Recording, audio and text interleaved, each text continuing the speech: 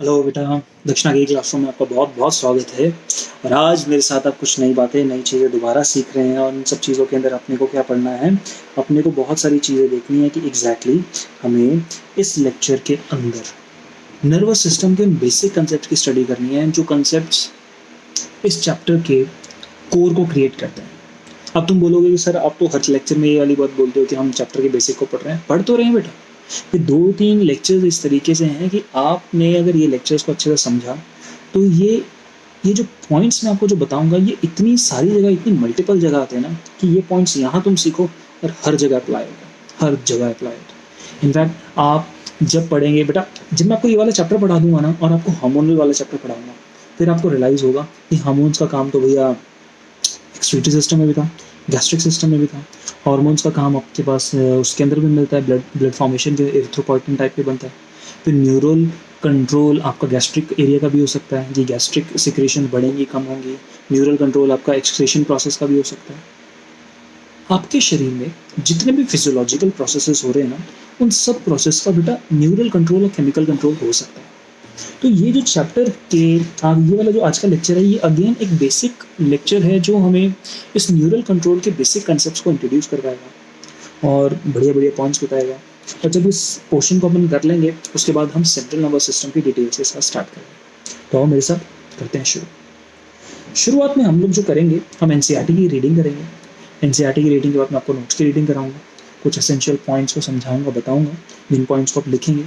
ये चैप्टर है थोड़ा सा लेंथी, तो इन पॉइंट्स में जितनी भी चीज़ें बेटा मैं आपको लेक्चर में बताऊंगा, एक चीज़ आप लोगों को स्ट्रिक्ट एडवाइस है। स्ट्रिक्ट है मतलब आपको माननी पड़ेगी। ऐसा कहूँगा नहीं कि नहीं मानोगे तो ये होगा, क्योंकि मुझे पता है कि तुम सब मानोगे। बहुत समझदार हो, बहुत स्मार्ट हो बेटा, तो तुम्हें पता है कि तुम्हें अपना मेरे एक्सपीरियंस का फ़ायदा उठाओ और अपना फ़ायदा करो, ठीक है ना।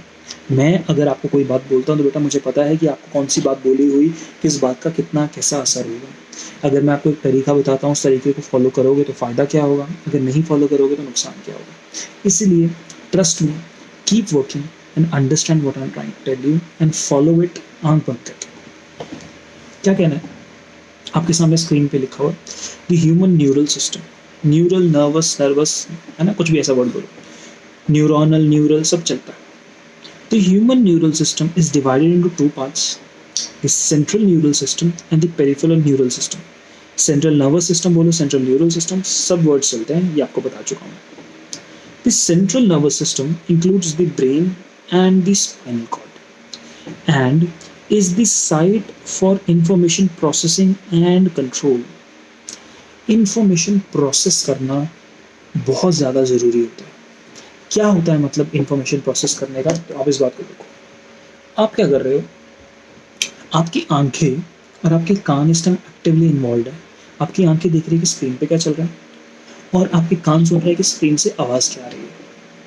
अब आंखें कुछ देख रही हैं और स्क्रीन से आवाज़ कुछ आ रही है, क्या दोनों को मिक्स करके ही समझ पाते हो? अगर मैं कोई चीज़ कहूँगा कि कोई चीज़ नीचे अप चलेगी और कोई चीज़ें डाउन चलेगी, ये स्टेटमेंट उल्टा हो जाता है ना। कोई चीज़ें अप चली गई, कोई चीज़ डाउन चलेगी। ये मेरा जो मैं आपको करके दिखा रहा हूँ, this is a wrong thing ना, क्योंकि अप ऐसे होना चाहिए, डाउन ऐसे होना चाहिए, इजंट इट। इस बात के बीच में डिफरेंस कैसे बना पा रहे हो? मैं हाथ से मूवमेंट कर रहा हूँ, यानी आई का आपका एक इम्पल्स है और एक का कान को सुनने वाला है। दोनों इन प्रोसेस को आप कंबाइन करते हो ना, जब खाना खाते हो तो जीभ टेस्ट भी करती है और पता भी लगता है मुंह के अंदर कुछ है, तो दांत चबा भी रहे हैं, खुशबू भी आ रही है, टेस्ट भी आ रहा है, सेंस ऑफ टच भी फील हो रहा है, सब कुछ पॉसिबल है।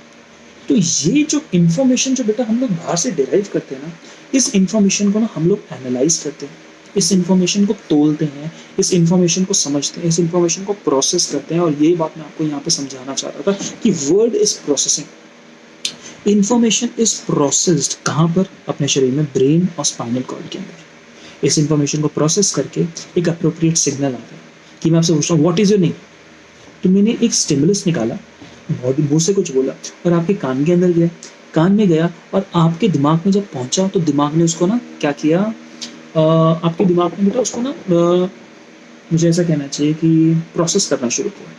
जब आपके दिमाग ने उसको प्रोसेस करना शुरू किया तो प्रोसेस करके आपको समझ आया कि मैंने आपसे आपका नाम पूछा, और फिर जब आप रियलाइज़ करते तो उसके जवाब में आप कुछ बोलते। तो आपकी बॉडी ने इन्फॉर्मेशन को प्रोसेस किया और एक अप्रोप्रिएट रिजल्ट दिया, जिससे आप पूरे बॉडी को कंट्रोल करोगे। ये CNS की बात कर ली. The PNS comprises of all the nerves of the body associated with the CNS. The nerve fibers of the PNS are of two types. देखो, हमें ये वाली कहानी CNS देखती है, ब्रेन एंड स्पाइनल कॉर्ड. अब जब ये अपने को इधर ब्रेन एंड स्पाइनल कॉर्ड दिखाई दे रहा है, तो मुझे बताओ कुछ इन्फॉर्मेशन ब्रेन की तरफ लेके आनी है, ऑरेंज से दिखा दिया. ऑल्सो ब्रेन उस इन्फॉर्मेशन को जब प्रोसेस कर देगा तो कुछ इन्फॉर्मेशन वापस भी बॉडी के ऑर्गन्स के पास लेके जानी है. तो ब्लू के अलावा जितनी भी मैंने यहाँ पे चीज़ें आपको दिखाई हैं, जिनके ऊपर ये पूरा का पूरा घूम रहा है, ये सारा का सारा ऑरेंज एंड ये पिंक वगैरह जितना है ना, ये वाले रीजन्स पेरिफेरल नर्वस सिस्टम में आते हैं. पेरिफेरल नर्वस सिस्टम, CNS के अलावा जो भी मिलेगा पेरिफेरल नर्वस सिस्टम होगा. और ये दो टाइप का होता है, आफ्रेंट और इफरेंट. इस पेरिफेरल नर्वस सिस्टम में जो नर्व फाइबर्स मिलते हैं, नर्व्स मिलती है या नर्व फाइबर्स बोलिए, वो आफ्रेंट होंगे या इफरेंट होंगे. क्या मतलब है बता चुका हूँ, फिर भी पढ़ता हूँ. The afferent transmit impulse from tissue organ to the CNS. तो CNS कहता है ला, मेरे पास ला, तो अपने पास ये CNS. And efferent fibers transmit regulatory impulses from CNS to concerned peripheral tissue. तो CNS कहता है कि अब मेरे से ले जा, तो efferent को बोलता है ले जा और afferent को बोलता है ला. समझे? तो अगर आप सेंसेशन है तो CNS की तरफ लाओगे और जो रिस्पॉन्स होगा वो लेके जाओगे. तो ला और ले आपको समझ आ गया. उस हिसाब से आफ्रेंट के लिए हम ला एंड इफरेंट के लिए ले. ला डन डन क्लियर हो गया. अब ध्यान से मेरी बात सुनो. Peripheral nervous system is divided into two divisions. बहुत इंपॉर्टेंट है, somatic neural system and autonomic neural system. ध्यान से सुनते रहो. The somatic neural system relays impulses from CNS to skeletal muscles, while autonomic neural system transmits impulses from the CNS to involuntary organs and smooth muscles of the body. Brain ने signal दिया दिल की धड़कन को बढ़ाने के लिए. ऐसा हो सकता है, बिल्कुल. दिल की धड़कन शुरू होती है ऐसे नोट की वजह से, मायोजेनिक है हमारा हार्ट, इसमें कोई डाउट नहीं. लेकिन ब्रेन दिल की धड़कन को बढ़ा सकता है. एकदम प्रॉब्लम हो गई, एकदम शेर सामने आ गया, बढ़ जाए. ये सिग्नल कहाँ से स्टार्ट हुआ? क्योंकि आंखों ने देखा कि सामने शेर है, तो दिमाग बोलता है कि भाई भाग ले. तो ये जो आपके पास ब्रेन होता है वो सिग्नल देता है दिल को कि धक धक धक धक धक धक बढ़ा दो. जो सिग्नल ब्रेन ने दिमाग को भेजा ना, अब अपने दिमाग को बोलो कि सिग्नल भेजे दिल को कि धक धक बढ़ा दे, और मन कहो कि भाई प्लीज भेज दे. दिल की धड़कन तेज हुई नहीं. तुम अपनी मर्जी से दिल की धड़कन चेंज नहीं कर सकते.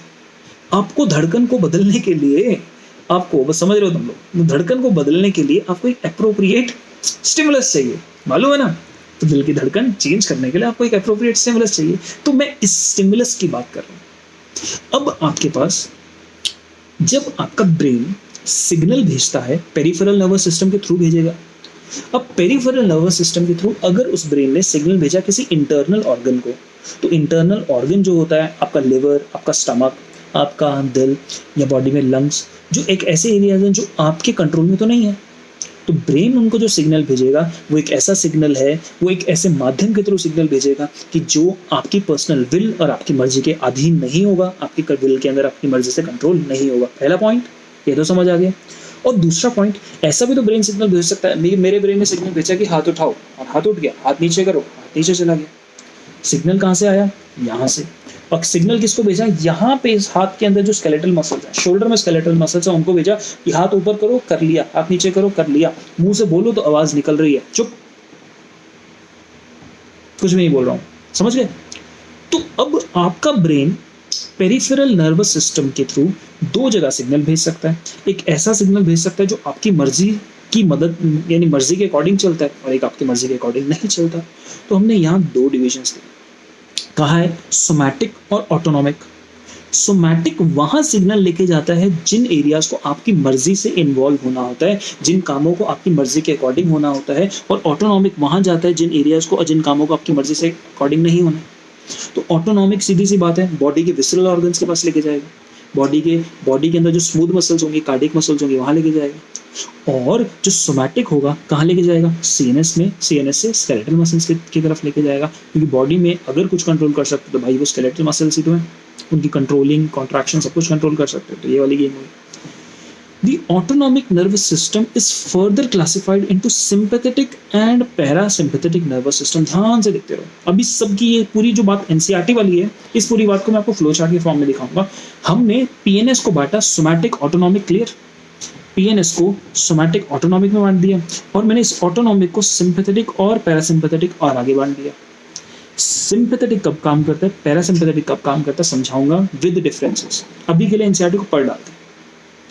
Visceral nervous system is the part of peripheral nervous system that comprises the whole complex of nerves, fibers, ganglia and plexuses by which impulses travel from central nervous system to viscera and from viscera back to the central nervous system. क्या बोलना चाहते हैं, अगर इधर से ये अपने पास brain है, या मुझे इसको ब्रेन की जगह मुझे लिखना चाहिए सीएनएस है, सीएनएस से विसरल ऑर्गन ये आपके पास पड़ा है, तो बेटा किसी ऑर्गन के अंदर आपके पास क्या क्या हो सकता है, ध्यान से मेरी बात सुनो।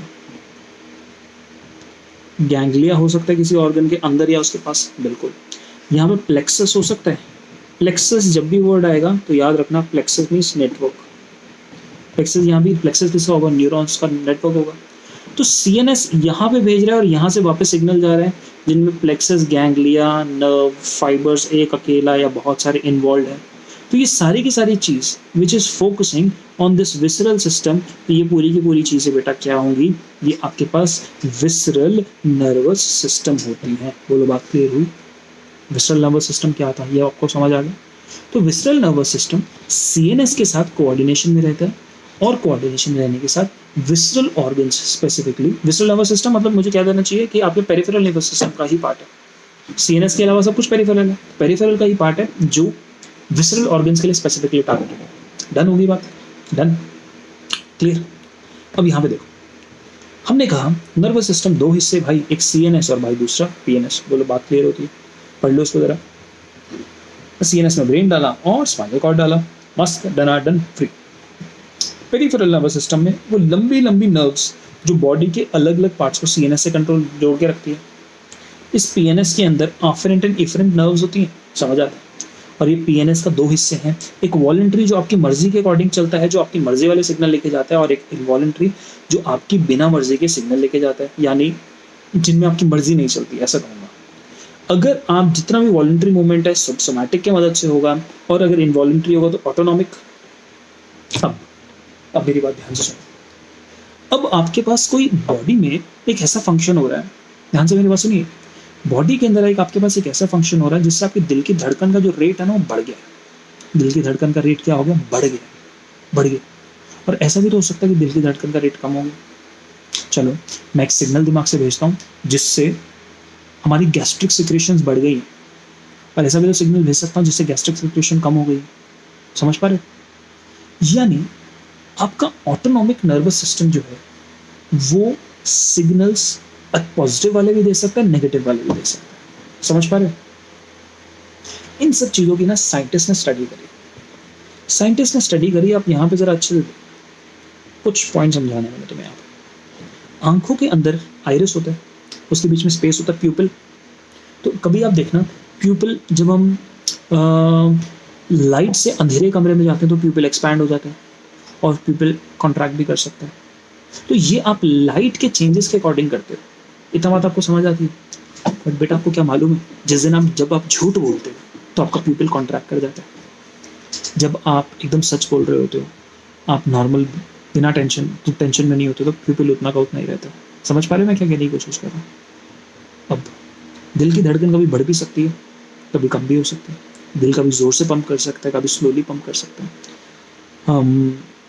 बॉडी के अंदर पेरिस्टाल्सिस का अमाउंट बढ़ भी सकता है, पेरिस्टाल्सिस का अमाउंट कम भी हो सकता है। तो साइंटिस्ट ने देखा, यहाँ पे मैं तुम्हें बताते रहूँगा, ध्यान से देखते रहना।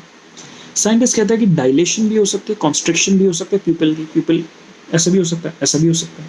हार्ट का रेट और फोर्स बढ़ भी सकती है, कम भी हो सकती है। लंग के ब्रोंक्यूल्स बड़े भी हो सकते हैं, कॉन्स्ट्रिक्शन भी हो सकती है। गट वॉल के अंदर पेरिस्टाल्सिस कम भी हो सकती है, ज़्यादा भी हो सकती है। गट का स्फिंक्टर, गट के अंदर स्फिंक्टर देखें ना, गैस्ट्रोइसोफेजियल, पाइलोरिक स्फिंक्टर, बंद भी हो सकता है, खुल भी सकता है। ब्लैडर, यूरिनरी ब्लैडर, मेन इसमें डेट्रूसर लिखने का मतलब है यूरिनरी ब्लैडर में जो मसल होती है वो डेट्रूसर मसल होती है। यूरिनरी ब्लैडर रिलैक्स भी कर सकता है, कॉन्ट्रैक्ट भी करेगा। अगर यूरिनरी ब्लैडर कॉन्ट्रैक्ट करेगा तो आपको यूरिनेशन का अर्ज महसूस होगा, रिलैक्स होगा तो यूरिनेशन का अर्ज काफ़ी महसूस नहीं होने वाला। सीधी सी बात, ब्लैडर का स्फिंक्टर कॉन्स्ट्रिक्ट भी कर सकता है, रिलैक्स भी कर सकता है, पीनिस इजैकुलेशन हो भी सकती है, इरेक्शन भी हो सकती है गॉल ब्लैडर के अंदर। ये अलग अलग पॉइंट्स आप समझ पा रहे हो क्या हो रहा है? तो अब साइंटिस्ट ने रियलाइज किया कि शरीर में ये सब जो फंक्शन है ना, एक दूसरे के कॉन्ट्राडिक्टरी। कभी हार्ट का रेट किसी पॉइंट से बढ़ रहा है, किसी पॉइंट से कम हो रहा है। तो उनके पास क्वेश्चन आया कि हम जब शरीर में देखते हैं तो शरीर में देखने से क्या रियलाइज होता है, क्या हमें समझ लेना चाहिए, क्या हमें जान लेना चाहिए कि भाई नर्वस सिस्टम का कोई हिस्सा, नर्वस सिस्टम का पार्ट किसी किसी चीज़ को बढ़ा भी सकता है और किसी किसी चीज़ को क्या कर सकता है, कम भी कर सकता है। कौन? अपना ये नर्वस सिस्टम। यानी अपना नर्वस सिस्टम किसी एक्टिविटी को अप रेगुलेट भी कर सकता है, किसी एक्टिविटी को डाउन रेगुलेट भी तो कर सकता है। तो नर्वस सिस्टम में आपके पास ऑटोनॉमिक नर्वस सिस्टम के दो हिस्से हैं, सिंपैथेटिक और दूसरा पैरासिम्पैथेटिक।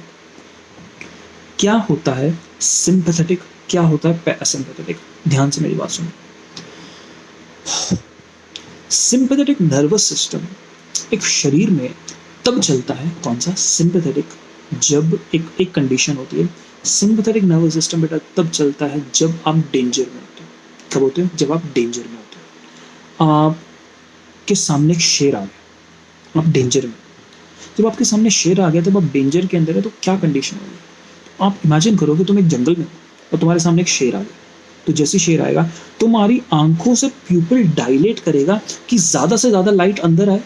ज़्यादा से ज़्यादा लाइट अंदर आएगी तो उससे क्या होगा कि अगर एनवायरनमेंट में हल्का सा भी पत्ती ऐसे भी हिलेगी तो मुझे पता लग जाएगा ना कि शेर इधर झाड़ी में भी हो सकता है, इधर की झाड़ी में भी हो सकता है, कहीं पे भी छुपा हो सकता है। शेर की आवाज़ आ रही, मुझे पता है कि शेर आसपास है, तो मैं एकदम अलर्ट हूँ, कान सुनने को तैयार, सब कुछ क्लियर।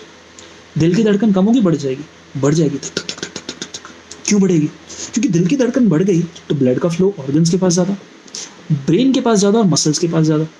ब्रेन के पास ऑर्गन का ब्लड का जो फ्लो ज़्यादा होगा तो ब्रेन में ऑक्सीजन ज़्यादा डिलीवर होगा, तो दिमाग जल्दी जल्दी जल्दी चलेगा। और मसल्स के पास होगा तो मसल्स के पास ज़्यादा ऑक्सीजन जाएगा, तो मसल्स अब भागने के या लड़ने के लिए तैयार है। समझ गए?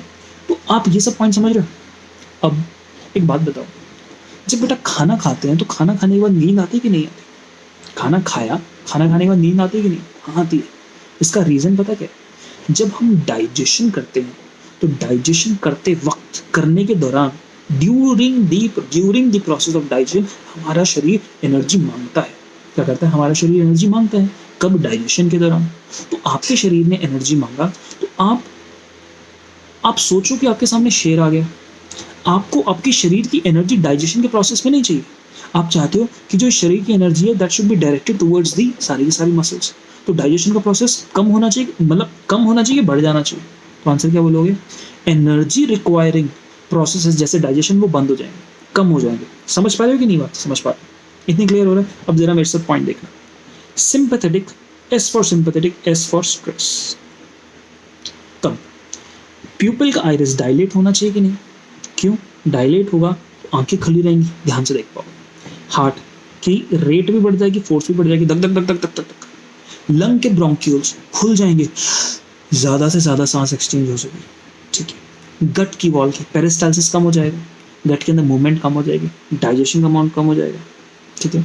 गट के स्फिंक्टर कॉन्स्ट्रिक्ट हो जाएंगे, गट के स्फिंक्टर कॉन्स्ट्रिक्ट हो जाएंगे, खाना इंटेस्टाइन में आगे मूव ना करे, पेट से इंटेस्टाइन में ना रहे, जहाँ है वहीं रहे, वहीं रहे। अभी हमारी बॉडी में कुछ इंपॉर्टेंट काम है। आपका ब्लैडर रिलैक्स कर जाएगा। अगर ब्लैडर कॉन्स्ट्रिक्ट कर गया तो सुसु आना शुरू हो जाएगा ना। देखो, तुम अभी स्ट्रेस में हो तो स्ट्रेस से लड़ने के लिए तैयार हो, उस टाइम की बात कर रहा हूँ। लोग कहते हैं ना कि सर शेर सामने आएगा तो सुसु निकल जाता है। शेर सामने आएगा तो सुसु ऐसे आदमी का निकलता है जो आदमी सोचता है कि अब मेरे को शेर खा जाएगा। लेकिन तुम स्ट्रेस में और लड़ने के लिए तैयार हो, तो ये तो मैं भागूंगा या लड़ूंगा, तो उस टाइम सुसु नहीं आता है, सब भूल जाते हैं। उस टाइम होता है कि भाग जाऊँ भाई, बचूंगा। तो उस टाइम ब्लैडर रिलैक्स होता है। अगर ब्लैडर बेटा रिलैक्स है तो कॉन्ट्रैक्ट नहीं कर रहा है, यानी यूरिनेशन भूल जाते हैं कि सुसु आ रहा है, सब भूल जाते हैं, ब्लैडर रिलैक्स है। ऑल्सो ब्लैडर में आप खुद दिमाग लगाओ, इस तरीके से ब्लैडर ये है। ब्लैडर में यहाँ पे आपके पास दो स्फिंक्टर होते हैं, एक इंटरनल और एक एक्सटर्नल। इंटरनल जो होता है वो इनवॉलंटरी होता है, ये भी अपने को बात मालूम है। अगर इनवॉलंटरी स्फिंक्टर बंद है तो कभी सुसु नीचे आ ही नहीं सकता, चाहे वॉलंटरी को खोल भी ले। एक्सटर्नल जो होता है वो वॉलंटरी होता है। ठीक है। तो आप यूरिनेशन करने की कोशिश भी कर रहे हैं लेकिन यूरिन आएगा नहीं, क्योंकि ब्लैडर यहाँ से क्लोज्ड है। तो इसका मतलब जो ब्लैडर का स्मूथ स्फिंक्टर होगा वो कॉन्स्ट्रिक्टेड होगा, यानी बंद होगा। समझ पाए? पीनिस इरेक्शंस में नहीं होगी, पीनिस में इरेक्शंस नहीं आएगी। जब डर लगा होता है पीनिस में कभी इरेक्शन थोड़ी आती है, डर के दौरान इरेक्शंस एकदम चली जाती है उस टाइम। ये याद रखना कि अगर आदमी स्ट्रेस में है तो इजैकुलेशन कभी नहीं होती। ये देखो, पीनिस अगर स्ट्रेस में है, उल्टा मैंने बोल दिया, इजैकुलेशन स्ट्रेस के दौरान हो सकती है। ये ना कंसेप्ट बेटा रिप्रोडक्शन वाले चैप्टर में तुम्हें बताऊंगा। नहीं अभी मत करो क्योंकि सिलेबस +1 की कैटेगरी में नहीं है, तो इतना समझ सकते हो। Gall bladder, salivary glands, lacrimal glands, इनकी कहानी नहीं देखनी है आपको। ये सब पॉइंट्स क्या पेपर में आएंगे? नहीं आएंगे, लेकिन मैं आपको बेसिक आइडिया दे रहा था, कौन सी चीज़ क्या हो रही है, क्या आपको बात क्लियर हो चुकी है। अगर आपको बेटा ये वाली बात क्लियर हो चुकी है तो आपको सिंपैथेटिक एंड पैरासिम्पैथेटिक की कहानी क्लियर हुई। सिंपैथेटिक में जो होगा वो पैरासिम्पैथेटिक में उससे उल्टा होगा। अगर मैं कहूँगा सिंपैथेटिक किसी चीज़ को बढ़ाएगा और पैरासिम्पैथेटिक किसी चीज़ को कम करेगा, क्या ये स्टेटमेंट सही होगा? नहीं। देखते हैं कैसे। सिंपैथेटिक हार्ट के रेट को यहाँ पे बढ़ा रहा है और यहाँ पे कम कर रहा है। अब दूसरा केस देखो, हम कहते हैं सिंपैथेटिक हमेशा बढ़ाएगा, पैरासिम्पैथेटिक हमेशा कम करेगा। देखो इधर, आप इधर सिंपैथेटिक बेटा कम कर रहा है और इधर बढ़ा रहा है, यानी सिंपैथेटिक हमेशा बढ़ाएगा और पैरासिम्पैथेटिक हमेशा कम करेगा। ऐसा स्टेटमेंट गलत होता है। कुछ केसेस में सिंपैथेटिक कुछ चीज़ों को बढ़ाएगा और कुछ चीज़ों को कम करेगा।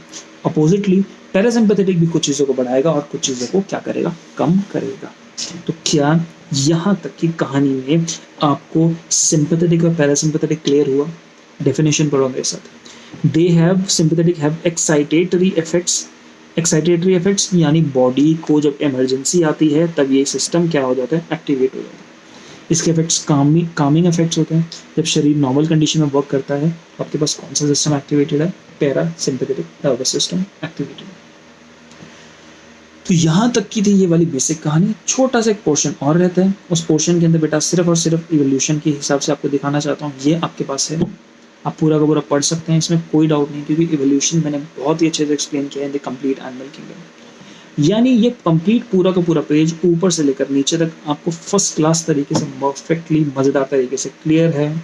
एक और ये देख लो, एक्साइटेबिलिटी यस, एक्साइटेशन की जा सकती है विद स्टिमुलस, कंडक्शन करी जा सकती है एक न्यूरॉन से दूसरे न्यूरॉन, पढ़ लिया, और पूरे की पूरी बॉडी कनेक्ट रह सकता है। तो ये हमारे नर्वस सिस्टम की ये 3 क्वालिटीज़ हैं जिनके बारे में अब हमें अच्छे से मालूम है। अपने को यहाँ तक की अगर बात समझ आ गई तो ये वाला लेक्चर अब हम नेक्स्ट पॉइंट में देखेंगे। मतलब लेक्चर ख़त्म नहीं हो रहा है, अब हम नेक्स्ट जो पॉइंट अब इस लेक्चर का देखेंगे वो देखेंगे सेंट्रल नर्वस सिस्टम। तो यहाँ पे जब हम बॉडी के अंदर देखते हैं तो ये एनसीईआरटी यहाँ से शुरू करता है अपना सेंट्रल नर्वस सिस्टम। तो क्या है इसके अंदर, आओ साथ में पढ़ते हैं। तो भाई यहाँ देखो, अपन कर रहे हैं सेंट्रल नर्वस सिस्टम। क्या कहते हैं?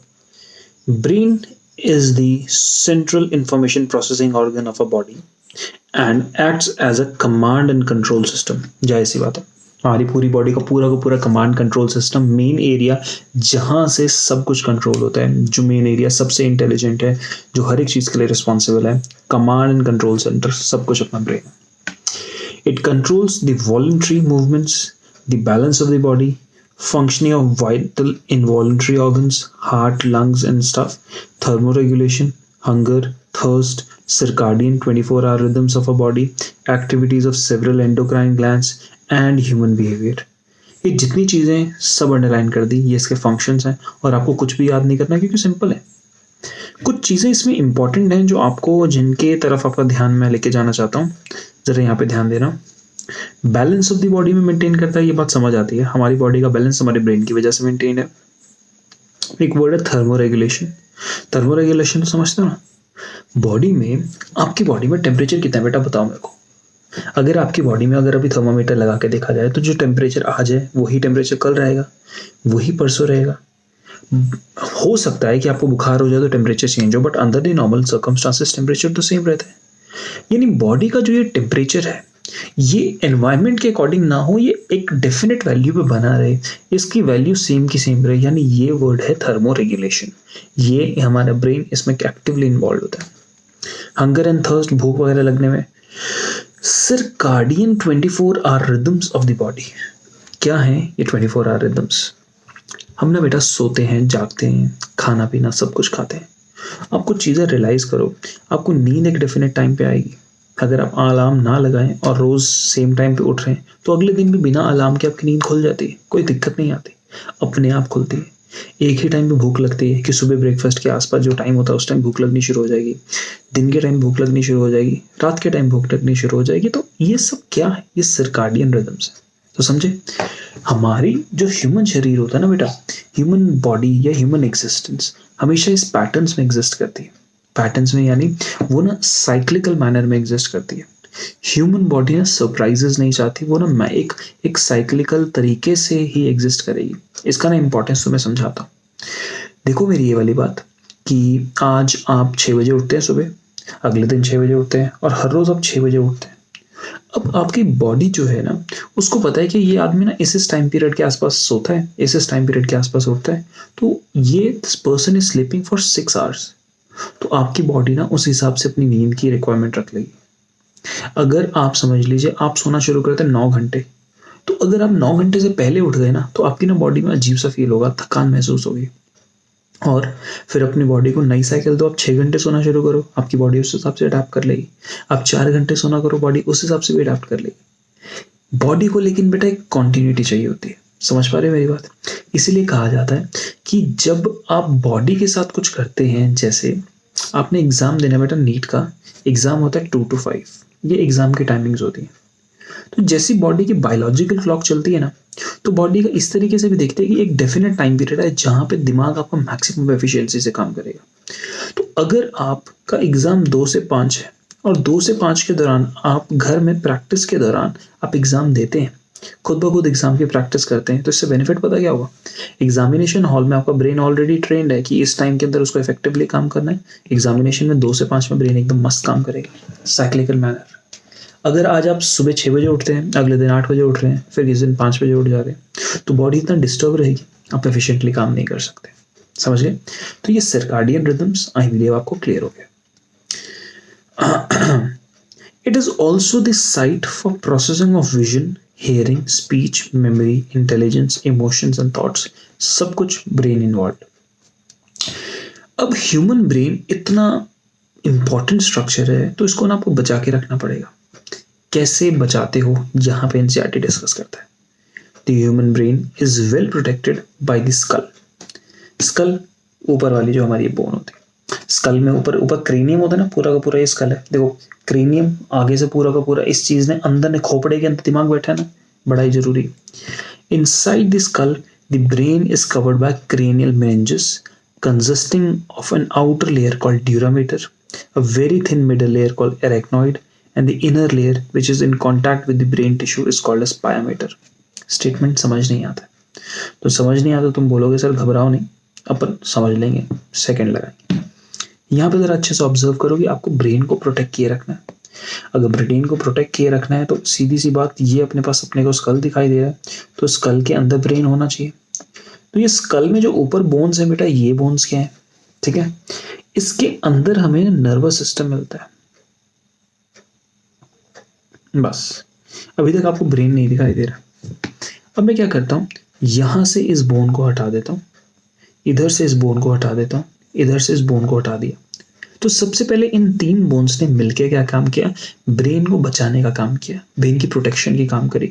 नॉट जस्ट ये, बट पूरा का पूरा स्कल ब्रेन की प्रोटेक्शन में मदद लेता है। आप समझ पा रहे हैं? ये अपने को ब्रेन दिखाई दे रहा है, क्या बिंदास मस्त। अब ब्रेन में ये व्हाइटिश सा लेयर दिखाई दे रहा है, लेकिन जब हम फोटो में देखते हैं तो ब्रेन तो ऐसा नहीं दिखता है। एनसीईआरटी देखो ना, तो ब्रेन में तो ऐसे कुछ उबड़ खाबड़ कुछ ऐसे ऐसे ये सब मिलना चाहिए, कुछ ऐसे ऐसा ऐसा ये अजीब अजीब सा कुछ ऐसा मिलना चाहिए, बट यहाँ तो एकदम एकदम स्मूथ दिखाई दे रहा है। क्यों?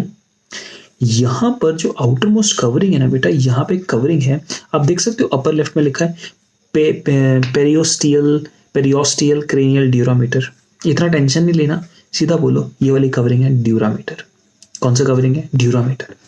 यानी क्रेनियम के जस्ट नीचे ब्रेन के ऊपर एक और कवरिंग है और नाम क्या इसका? ड्यूरामीटर।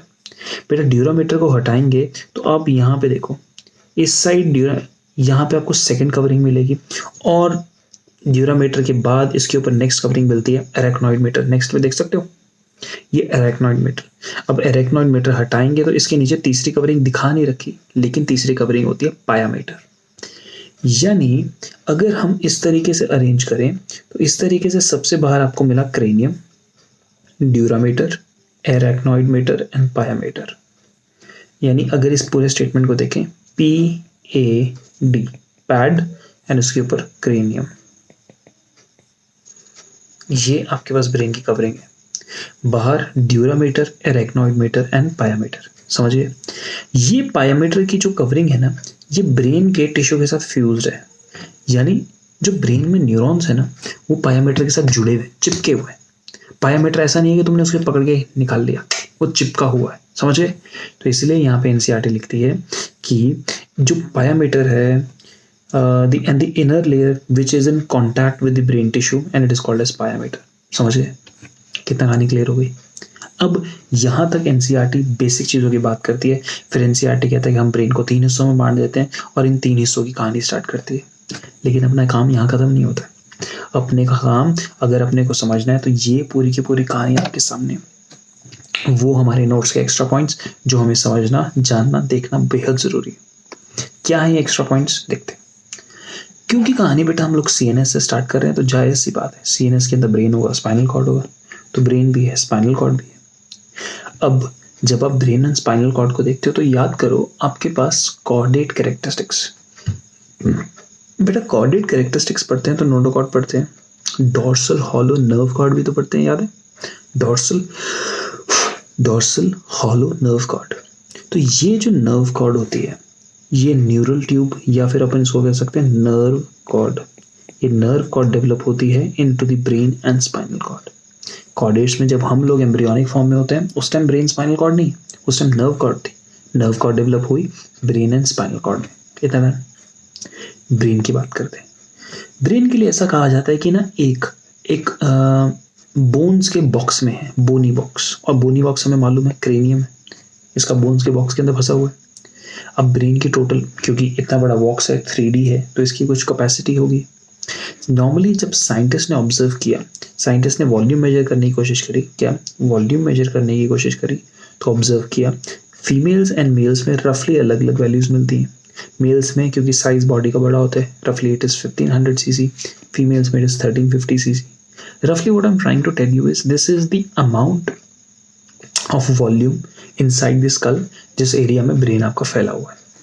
आगे करते हैं। ब्रेन की जब पूरी की पूरी बात करी जाती है ना, तो बेटा ब्रेन की बात करते वक्त हम लोग ये बात समझते हैं कि आप यहाँ पे इस पूरे स्ट्रक्चर को आप जरा अच्छे से देखो, और यहाँ पे मैं ना पूरा का पूरा स्केलेटल सिस्टम इस तरीके से पूरा क्रिएट करता हूँ।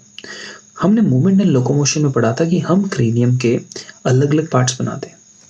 अगर अलग अलग पार्ट्स बनाते हैं तो अपने को याद करा देते हैं ओल्ड पीपल फ्रॉम त्रिपुरा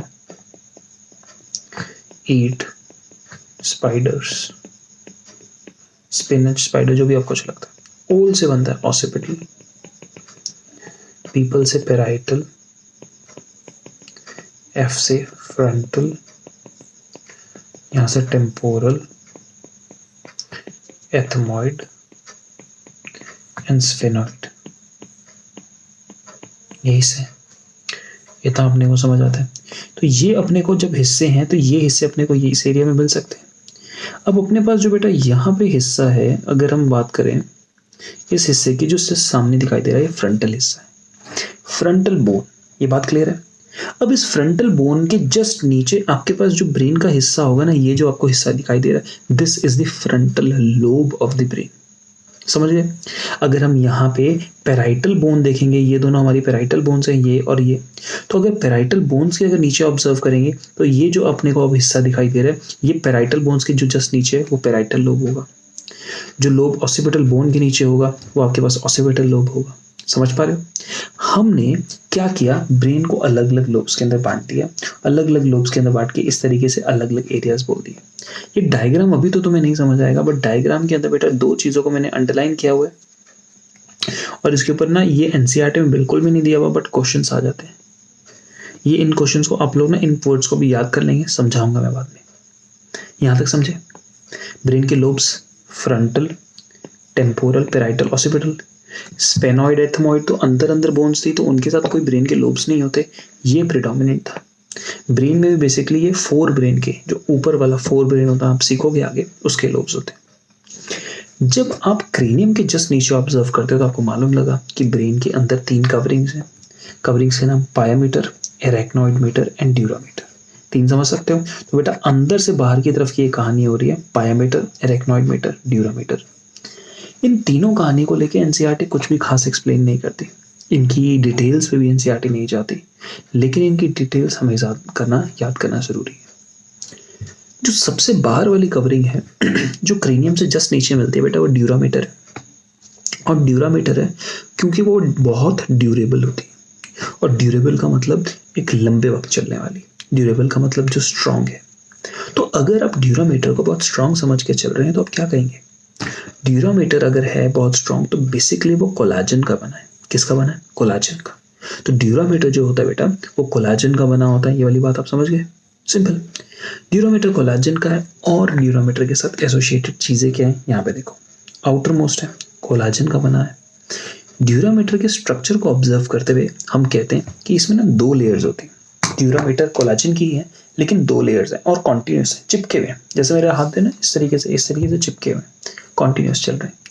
लेकिन कुछ एरिया में ये दोनों लेयर्स ना इस तरीके से थोड़े खुल जाते हैं। यहाँ पे आप ऑब्जर्व करो, एक ब्लैक से और एक ग्रे से बना रखा है।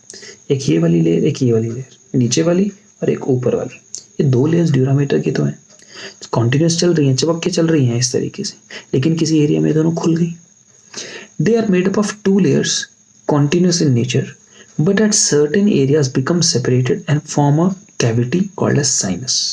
और इस साइनस को हम टर्म करते हैं क्रेनियल वीनस साइनस। क्या कहते हैं? Cranial venous sinus. इतना समझना है, इससे ऊपर नहीं।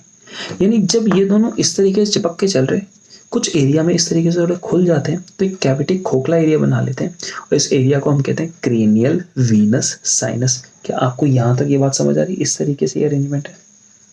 अब नेक्स्ट लेयर है बेटा हमारा एरेक्नॉइड मीटर। क्या है एरेक्नॉइड मीटर? आप एरेक्नॉइड मीटर को जब स्टडी करते हैं तो मैं आपका ना ध्यान एक तरफ लेके जाना चाहता हूं। अरैक्निडा, अरैक्निडा कहां पड़ा है? थोड़ा सा जोर लगाओ, I will wait for 5 seconds।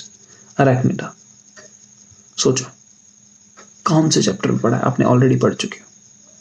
अगर थोड़ा सा याद आपको आ गया तो दैट्स वेरी गुड, अगर नहीं आया तो मैं करवाता हूँ। अरैक्निडा बेसिकली स्पाइडर्स की बात करता है बेटा, आर्थ्रोपोडा में। जब भी आप स्पाइडर्स की बात करते हो तो जाल यानी वेब दिमाग में आता है।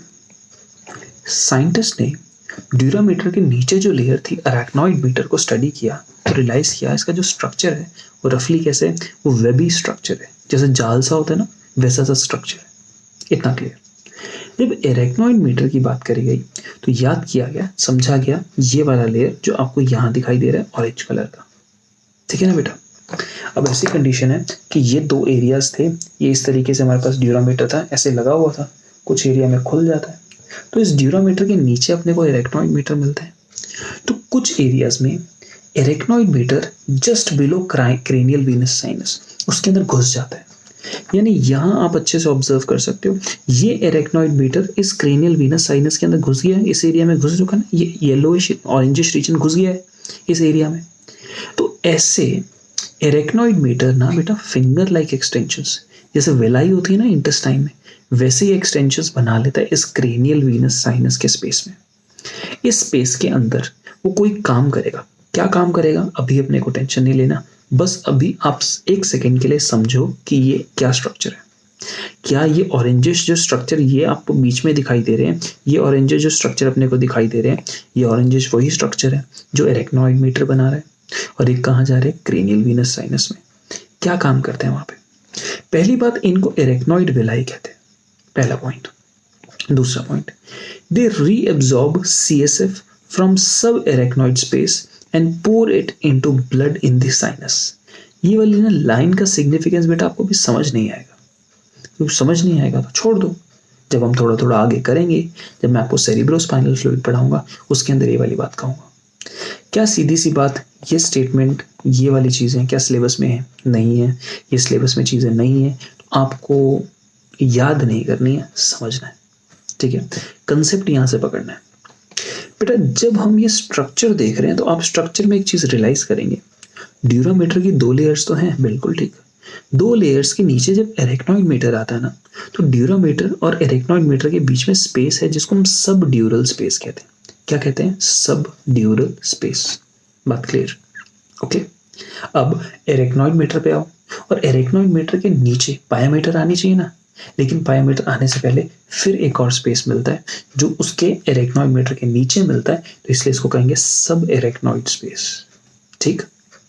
रियलाइजेशन यहाँ पे अगर डायग्राम से आप लोग अच्छे से करेंगे, हमें एक बात समझ आती है कि ये जो सब एरेक्नॉइड स्पेस होता है, सब एरेक्नॉइड स्पेस में ना CSF भरा हुआ है। क्या भरा हुआ है? CSF। आपको मैंने जब लास्ट वाले लेक्चर में ब्रेन के बारे में बताया था, तो मैंने एक चीज बताई थी, जो ह्यूमन इंसानी दिमाग है ना, वो एक तरीके से बेटा एक रूम की तरह है, एक कमरे की तरह है। अंदर से खोखला और दीवारें चारों तरफ।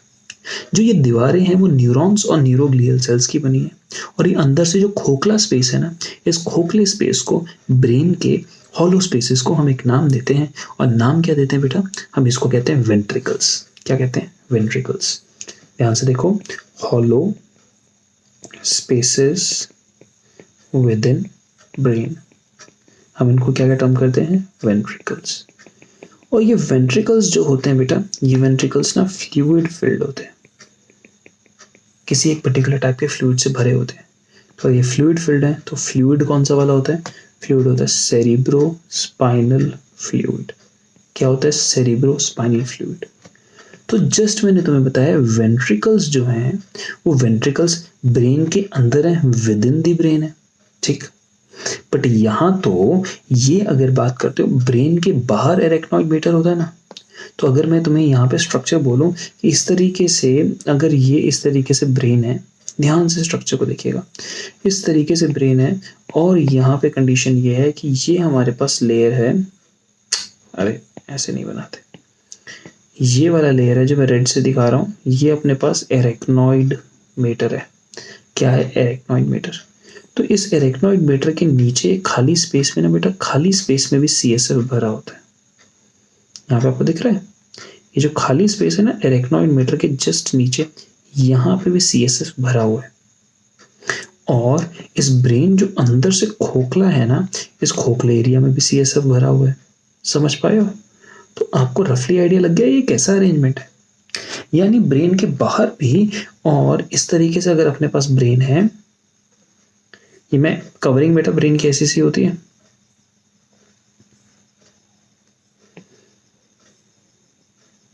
यहां पे आप अच्छे से समझ सकते हो।